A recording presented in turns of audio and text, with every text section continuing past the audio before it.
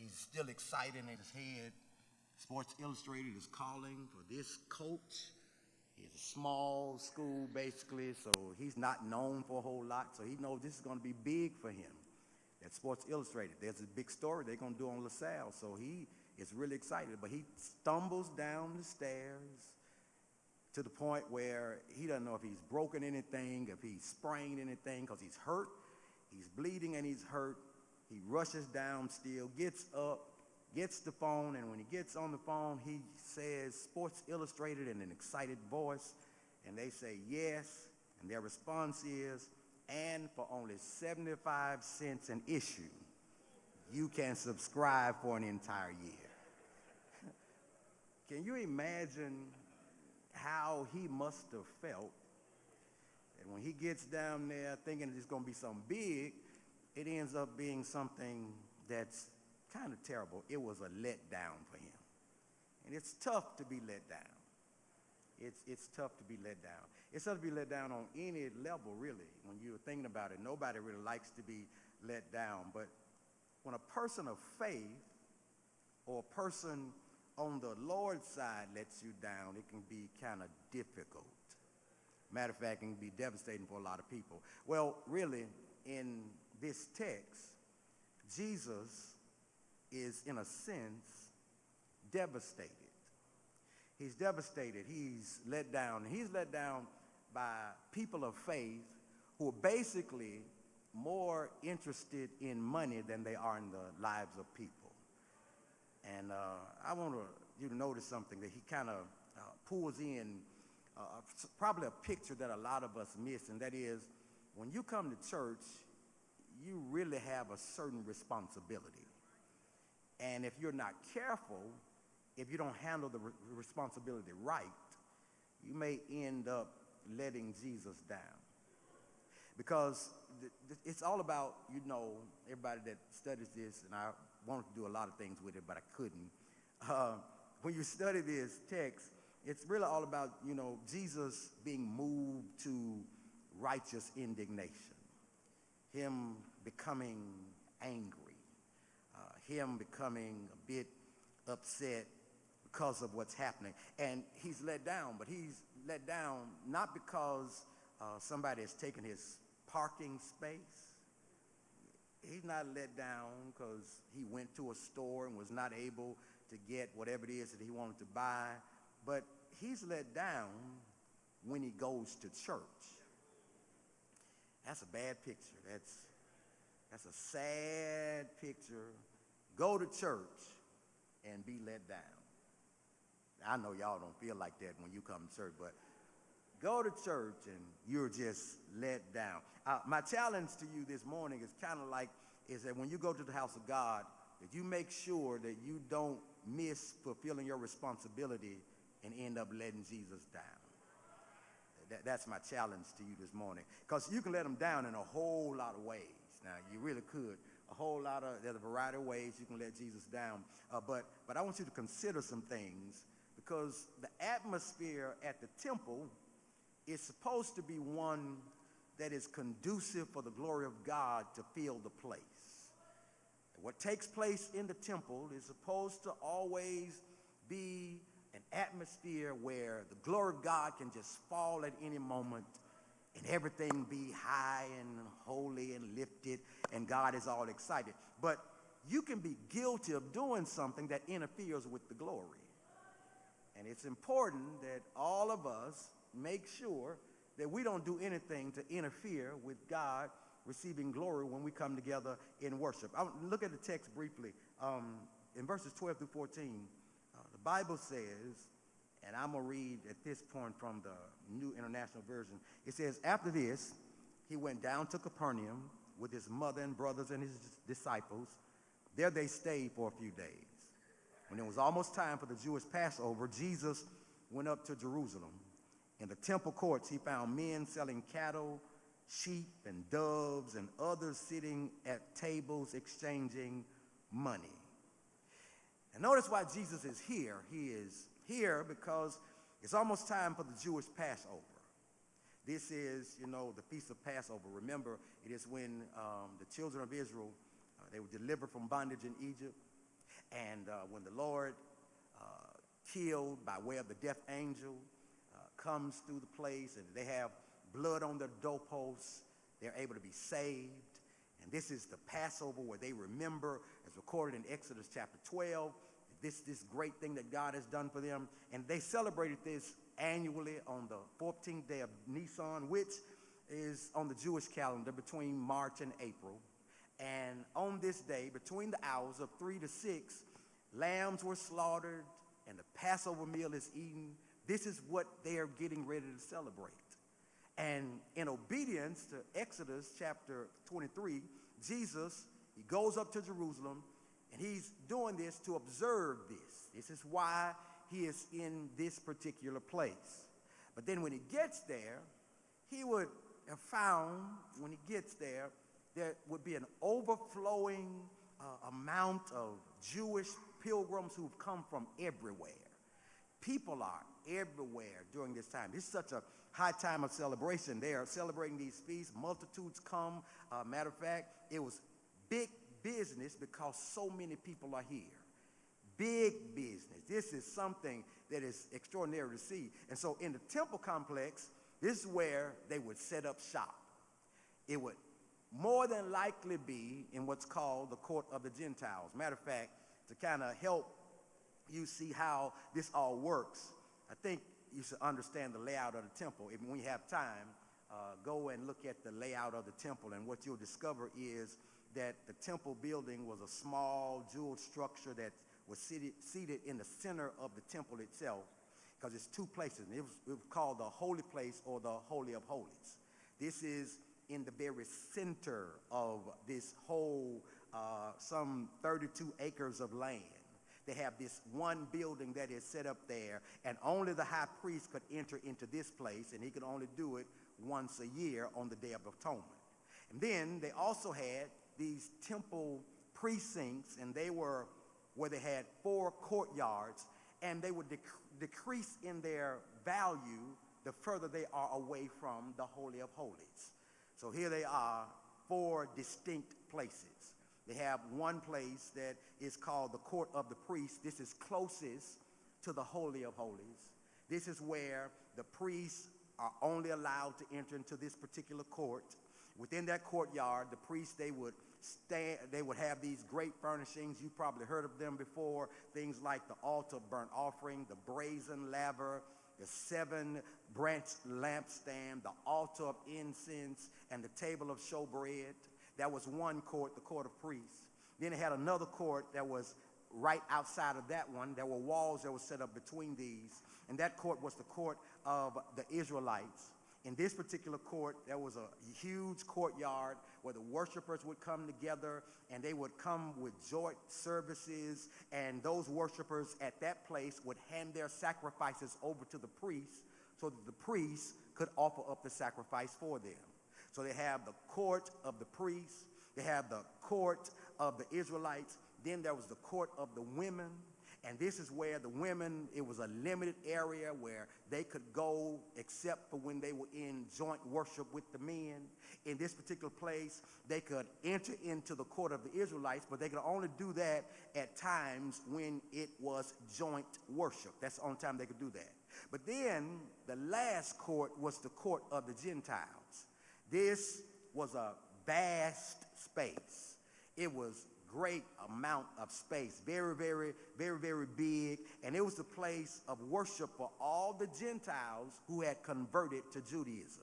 This is a grand space, and this is the place that is furthest away from the Holy of Holies. It's on the very outside. Well, this is where Jesus comes and where Jesus gets irritated. He's not at the Holy of Holies. He's not at the court of the Israelites. He's not at the court of the women. He is at the court of the Gentiles. It's the outer place. As a matter of fact, this place is so far away that they were trying to keep the Gentiles away from the very presence of God. I'll say it that way. They had them further away. And they do this when Jesus comes. This is where the letdown activity starts to take place. Because when he sees the Gentile court, he notices what's being done in the Gentile court. The place that's furthest away from the presence of God, so to speak. There are two things that irritate him. One is because of these groups. They anger him. One is the money changers. This group in people of Israel, they had to pay a temple tax. When they would go here, they had to pay some money, all right? Go to the temple, there's a tax you got to pay. And the people, they're forced to pay the tax in a local currency. So when they go there, they got to make sure they use the right kind of money to pay for it. And the problem is they got so many people coming that these money changers, they set up their table, so to speak, because they got to trade out the money. They got to exchange the money. They got to make sure that they use the local currency because of the type of silver that they use for paying the tax. Well, when they do this, these money changers charge fees that are exorbitant. They are very, very high. They put a large, kind of like what Trump does to whatever. They put a large amount of fees on it because the money changers are making a fortune doing this and in the outer courts. They're making money just by trading out. And so basically, they're ripping the people off and doing it right in the temple. Ripping the people off, making the people pay all this money, and they're doing it right in the temple. That's the money changer. Then there's another group that made them so upset, and it's not that they were selling things in the temple. That's not the issue.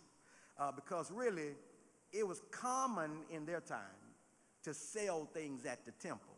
It was a useful purpose because it's believed that during this time they had like maybe 2.5 million plus people who would come through during this Passover time.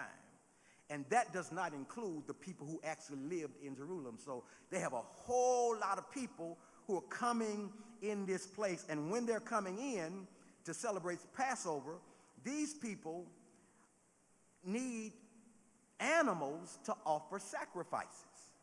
Now, they can't travel with their animals. So they're coming to offer sacrifice, but they have no animals. So the people who are selling, they have the animals that they need. And since they have the animals that they need, they just sell them for a high amount. They sell them doves and lambs and all that, and they put a big old price on what it's going to cost. Now, they got to get the animals because they got to offer a sacrifice. So it's this convenience that they have. Y'all kind of know, you pay for convenience. That's why, when you go to like amusement parks and all that kind of stuff, where they wouldn't let you bring your own food and stuff in, because you get hungry, you're going to have to pay $20 for a Coke because you're thirsty. It's convenience. That's all it is. That's why it costs more when you go, you go to Walmart or whatever and get a drink for $1.50, but when you're out somewhere and you want it, it's going to cost $5 because you're paying for convenience. You're not paying for anything else. It's just that it's convenient. So they're doing this. That's what they're doing in this particular passage. And so when they get them like that, it's like they have for them, a legitimate way of making a lot of money, but what they're doing is they're using the travelers. The travelers are at the mercy of the people who are selling these things, at the mercy of them, because they need the animal. I got to offer up the sacrifice, and the only way I'm going to get it is I got to pay for it. And the problem was that the people who were selling the animals, again, they're ripping the people off at the temple. Ripping the people off at the temple. So they overcharged them since they knew they needed it. They taxed them because they knew they needed it. Y'all, they taxed them because they knew they needed it. If I can get over on you because I know you need something, then I can make some money, and you're going to pay it because you need it. That's a bad situation. And so this is why Jesus says, you've made my house into a den of thieves, because you're robbing people. This is really bad. And so You know, you think about it. But Jesus, don't miss it because a lot of people make the statement. Jesus really did not, when this happened, lose his temper. That's not what he does. He's not losing his temper because when you lose your temper, you're out of control. Jesus does not lose his temper. This was a deliberate act on his part. He does what he does on purpose. He's not out of control. When he sees this, he turns over the tables. He drives them out because of the thieving that they're doing. And his message is very simple. Don't mess with my house. I wish I had time. Don't mess with my house. Mess with your house, but don't mess with my house. Don't mess with my house. Don't do that. Matter of fact, don't do it in the name of religion. Don't you do damage to what is set up to bring glory to my Father in the name of religion. Don't do that. And so people who came in the name of religion, they were deceiving the people. That's what they're doing basically in the text. And so Jesus says, I'm not going to stand for it. I'm sick of it. I'm tired of what you're doing. And so this is when he turns everything over and he does what he does. Now, I said all that to get to the stuff that I really want to say. Because I'm telling you, when Jesus comes in this place, he's let down by what he sees. He is really upset about this, and he intentionally drives the people out. And the text says in verse 15, 16, so he made a whip out of cords, drove all of them from the temple, both sheep and cattle. He scattered the coins of money changers, overturned the tables to those who sold doves. He said, get these out of here. How dare you turn my Father's house into a market? Now, the text again says he's angry because of what his people were doing at his Father's house. I tell you again, my challenge, again, don't let Jesus down this way. But I hear y'all saying, well, Pastor, I'm not doing that. I'm not exchanging the money where I'm adding, charging people a lot of things. I'm not overpricing people for something at the temple. So how dare you come tell me that I'm letting Jesus down at his house? Well, let's consider some things. And then we'll see if anybody's letting Jesus down. So first of all, you let Jesus down when you distort the purpose of the temple. You let him down when you distort. Because notice carefully, when he shows up, I told you he's in the court of the Gentiles, the outer court. That's where he is. And that's where he sees the money changers and the sellers taking advantage of the people. The people were coming to the temple to worship and offer their sacrifices. That's their purpose of going there. But when they enter into the court of Gentiles, they don't find worship going on. But rather the purpose has been distorted by the behavior of the Jewish people. The whole purpose of what they're there for is distorted, messed up, damaged by what is going on. Understand, when you come to church, you ought not ever distort, deceive, or disfigure what the purpose of the church ought to be. Not on any level. You let Jesus down when your purpose becomes something or anything other than what Jesus said it ought to be. That's when it becomes distorted. Because everything that we do in church should have a central primary purpose. That when we come to glorify God, and through our worship of him, people are saved and delivered and set free. Everything should be centered around that. If we try to make sure people know Jesus, God gets the glory, and that the gospel is able to turn people's lives around, everything. But our problem is, when we're glorifying God, that's what happens. We're able to make disciples, help other people, and come to a real relationship with Jesus. That's really what the purpose is all about. But if you're distorting the purpose and making people think that church is all about what I can get from God, then you let Jesus down. Getting from God is a byproduct of you worshiping him the right way. I'm not just supposed to come here with my hand out trying to get something from God. No, I come here to worship him, to make sure he gets glory. Then if I'm doing all that, he will automatically respond to what I'm doing. Yeah, that's what he'll do. So I ask you, are you letting Jesus down? Are you messing up the purpose of the house of God? I know you're not going to be honest. It's okay. I know. It's all right. I know. I understand. Don't be honest. Because sometimes, listen, sometimes in church, we place more importance on the institutions of the church, buildings, programs, and a lot of other stuff, than we do our ultimate mission. All the other stuff becomes very important, and we negate what we were supposed to do. And so when it happens, the institutions and all that, they become central, and the mission gets on the back. We start highlighting all the other stuff, and the mission gets lost in the middle of what we're doing. Now, it's all right to do the stuff that you do, but you got to make sure you keep everything where it's supposed to be, because people will easily lose sight of what Jesus is concerned about.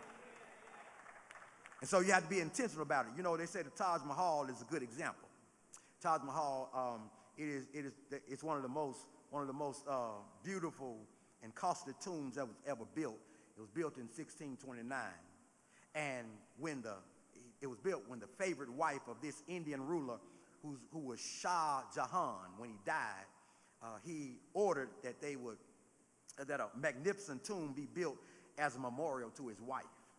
And the Shah placed his wife's casket in the middle of a parcel of land, and the construction of the temple started to begin around this piece that he had. But several years into that venture, his grief for his wife gave way to a passion for the project. He was grieving his wife so bad, he forgot about what he had done when he put her in a certain place. And the records show that one day while he was surveying the site, he just stumbled over a wooden box, and he had some workers throw the wooden box out. He just stumbled over a wooden box, had them throw it out. It was months before he realized it was his wife's casket that had been destroyed. The original purpose for the memorial became lost in the details of the construction. And a lot of times, the purpose of church, what we're about, gets lost in us being busy doing all the other things instead of us focusing on the right thing. And you have to be real careful, because you can easily get caught up in that. You can get easily caught up in that. Y'all, that's why you got to stay in the Word. That's why you got to stay listening to pastor preach. You got to take that stuff out so you don't get lost in all the other stuff. Yeah, very important. But you distort the purpose. When you do that, somebody's going to miss what God has for their lives because it gets lost. So don't let Jesus down by distorting the purpose of the temple. But then here's another, real important for y'all that say you don't do it. Don't distort the purpose of the temple, but then don't distract people. Notice again that in the court of the Gentiles, these Jews, they're exploiting the people with money for outrageous prices and overpricing the animals. That's what they're doing. And you got to know, this is as close as those Gentiles can get. They can't get close to the Holy of Holies. Kind of like saying they can't really get close to the presence of God. They can't get. The closest they can get is on the outer court. That's close they can get. And since it's like this, it's almost like saying, they really need to be able to be in an atmosphere that is serious about the worship of God. They need to be in that. Since this is as close as they can get, they got to be somewhere where they can at least sense or feel the presence of God. But what happens in these Gentiles is that they can miss the reality of a relationship with God, because when they go to church, the foolishness can distract them. They go to church, but the foolishness can keep them from seeing and getting what they really need. Listen, if you are doing anything to distract people, you are letting Jesus down. Now, I know, when I tell you that people who come to the temple, people who come to church now, listen, in this day and time, People don't need anything to distract them when they come to church now. I wish I had time to talk about it. People don't need anything now to distract them. They need to get all the Jesus, all the worship, all the preaching, all the teaching, all the work. They need all they can get now. So they don't need anything to distract them. It's enough things in the world. And the man in the White House ain't helping us. It's enough things in the world to distract people from God. Imagine how difficult it's going to be to worship God while right next to you, people are squabbling over the price of a lamb. They bickering and arguing over what it costs for a dove. Can you imagine how hard it is to really worship the way you ought to? Not all the other animals around. You already got a lot of stuff. Think about sitting there trying to pray and two people arguing about what the rate is. It doesn't make sense. People really, in their time, they were really genuine in trying to worship God. They were really trying to do that and pray, but they're hindered by greediness. They're hindered by these trade practices of somebody. It's an opportunity for me to get something. It's an opportunity for me to make some money. I'm just concerned about making a buck, making some money, messing up somebody's worship. Y'all, people complain all the time. I don't know if you know it or not. People complain all the time about, where they worship and how they worship and all that kind of stuff. And what's going on here is it's a basic problem. I can't worship freely if you doing something to distract me. Leave me alone if I'm trying to hear my pastor preach. Listen, you stop talking if I'm trying to be talked to. Stop asking me questions. Don't text me. If I got my phone out, I'm trying to look at the Bible on my phone. I'm not trying to receive messages from you. As a matter of fact, you stop scrolling on social media while we trying to get something from the work. Because that's all distraction. Yeah. And stop talking about what I got on. Stop trying to examine, pastor got on a new suit. No, that ain't your business right now. We're trying to make sure we get what we need. Yeah, so you got to make sure that you don't distract people, because really, a Jewish person, they were serious about it. And so, look, distraction though, don't y'all miss it, because you got to sometimes ask yourself the question of how often do you allow people to worship in an undistracted atmosphere. Distraction is more than noise. It includes insider talk and thinking. By insider talk, I don't mean just gossip or something like that. I mean, phrases and terminology that are unfamiliar with some people. Here's what I mean. The fact that a lot of times some of y'all use terminology that folk don't know nothing about. Here's a good thing about pastor. I'm telling you about pastor. Pastor use all these Greek words and all that, but he explains it to you. He explains it to you so that it makes it easier. Now, some of y'all need to stop trying to use it because you don't know what you're talking about. And so you mess up somebody else. You mess somebody else, and they all confused and all that. So, but this distraction comes in a lot of ways, and the fact that people do it, it confuses people, so they're not able to get what they really need. Think about how difficult it's going to be for somebody to sit in worship service where they don't understand anything that's going on. Nothing going on. I'm not. That's why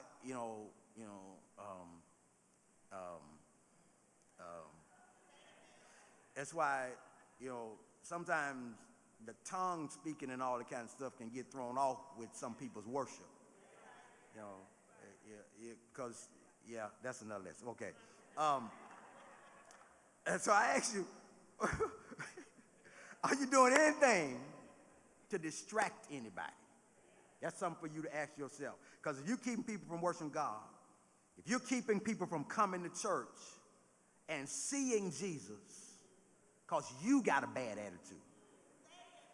If you're doing anything where you're keeping people from really hearing from God because of your consistent gossip or you making them feel uncomfortable, you're letting Jesus down. All right, here's another, because I got to stop. You distort the temple, you distract people, but then you let Jesus down. Don't disregard your paying. Now, y'all are going to leave me now, I know. Because there's a principle in the text, and here it is. Because think about this. If the money changers and the ones selling the animals are charging the people so much, it's a great possibility they're not going to be able to give like they need to. Because when it comes to the temple, unlike most people in this day and time, they went to church to give.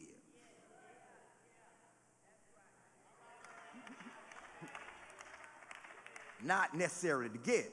And so, but can you imagine there's an inability to give right if I'm being taken advantage of? Because a lot of people, they come, but they miss paying because some people just disregard pay. Plain and simple, some folk just not gonna pay no matter what. Yeah, and no matter what you do, no matter what you say, and they neglect to do it. Some people neglect to do it also because some people really feel, that their money is being played with, so they don't do it. That's the truth that people have. But when you fail to give, you let Jesus down. When you don't give, I know you might have a variety of reasons that you might not do so. But you really let Jesus down ultimately. Because don't you know it lets him down because it's through your giving that the temple functions and ministry goes forward. So it doesn't make sense for me to think that I can go to the temple and I don't have to give anything. How can I lovingly disregard paying when I recognize the temple got to function? The temple got to do what the temple needs to do so that God gets glory and people's lives are turned around. And it takes money to do it. Oh, yeah, it's all right.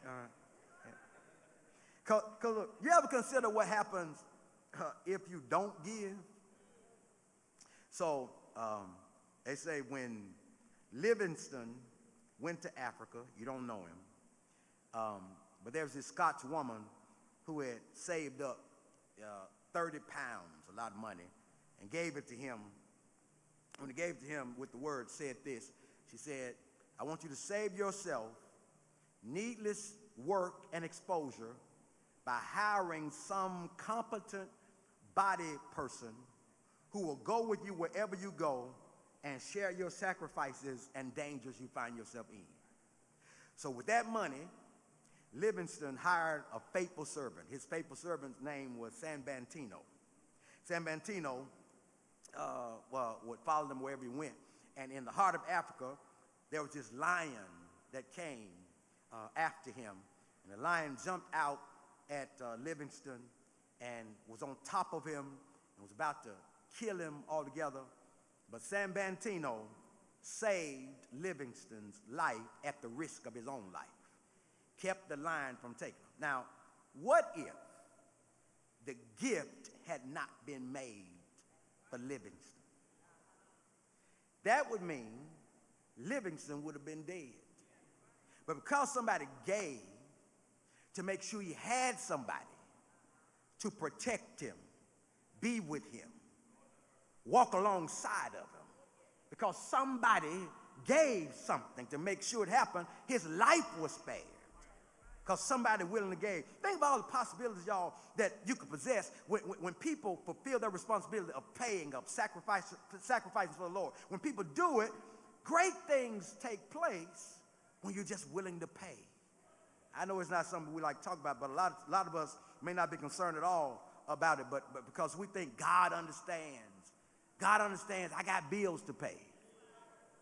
God understands my children got to go to college. God understands I have food I need to eat. Yeah, God understands all that. And he's the source behind all of it. And so if he's the source behind all of it, why are you complaining and worried about that? Just do what he says, trust him enough, and allow him the opportunity to bless your life because you faithfully give at all times. Some of us probably would be blessed a whole lot more if we knew how to give right. Well, here's another. Don't damage your praise. Now notice, Jesus shows up, and the expectation when he comes, this is real expectation, when he comes to the temple, you just expect when he comes to the temple to find people praising God. You really do. If you don't, something wrong with you. I tell you that. It is, finding people who are engulfed in the worship of God. That's what you really think. But when he comes to the temple, he finds this chaotic overcrowding of animals and people who are concentrating on taking advantage of the people. It literally means that in this outer court, praise gets damaged by the wrong stuff. Because you can't concentrate on praising God and get over on people at the same time. You can't be able, I don't care how much you want to shout. You can't do that kind of stuff and be all hellish at the same time. Certain things you just can't do and praise God at the same time. You can't praise God with a bad attitude. You can't concentrate on praising God and sin at the same time. You can't treat God's house wrong and praise God at the same time. You just can't do it. You can't do it. You can't have a nasty attitude in your head right now about Pastor's birthday and praise God at the same time. You can't do it. It's about to do it. Hey, Jack, you can't do it. You just can't do it at the same time. It don't work like that. How dare you think you're getting over? You must have some falsified, counterfeit praise if you feel like you can do all that at the same time. No. If your praise is authentic, you'll demonstrate it by how obedient you are in making sure you do things that God wants you to do. So notice what happened in the text. I'm done. Jesus shows up, finds them damaging their praise, disregarding their pain, distracting people, distorting their purpose. And then that's when you get what Jesus, the Bible talks about him making that whip out of cords and then whipping the people up out of there. Now, I'm done. The heart of Jesus in the whole text, that angered him to the point that he gets that whip and he drives them out, turns over the tables, drives them out. Oh, that's a good picture. Drives them out. And then he told the men selling the doves, get out. How dare you turn my Father's house into a market? In verse 17, his disciples remembered that it's written, zeal for your house will consume me. They remember those words. Zeal means passion, enthusiasm. It is taken, it's a reference to Psalm 69. And it gives you this picture of that Jesus is showing that he is zealous about his Father's house. He has a passion, zeal for my house consumes me. It's not just that Jesus wants to just stop them from what they're doing. He's giving a picture to them. He's saying, hey, I don't like this because I'm overly concerned about what's taking place in my daddy's house. And I have a passion for the things of my Father. I'm highly concerned about things that represent my Father. I got a passion for something, and I don't want anything to disrupt it, to damage it, or anything like that. So that's why he's angry. He's angry because they're messing with what belongs to his daddy. He's bothered about what belongs to his daddy. I'm done. My question for you, do you have a zeal for the house of God? Are you consumed with what happens with things that belong to God? I mean, really, you do know our pastor belongs to God. He is a great representative of our Father. He is the one who's the voice of our Father. You ought to be highly consumed with what